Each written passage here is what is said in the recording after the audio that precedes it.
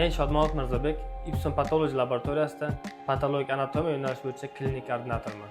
Aniq esimda 2024-yil iyul oyida Samarqand davlat tibbiyot universitetining davolash ishi yo'nalishini bitirib, o'z oldimga ulkan maqsadlar qo'ygan yosh vrach edim. Men tanlagan patologik anatomiya yo'nalishi bo'yicha davlat muassasasida va Ipsen Patology laboratoriyasida tashkil etilgan klinik koordinatoriya mavjud edi va men hech ikkilanmasdan Ipsen Patology'ni tanlaganman. Men bu 2 yil davomida histologiya, immunohistoximiya, protochniy sitometriya va fish tahlillarini chuqur o'rgandim. Bu to'plagan bilimlarimni nafaqat Ipsen Patology'ning yetuk mutaxassislari, balki xalqaro darajadagi shifokorlar bilan birgalikda mustahkamladim.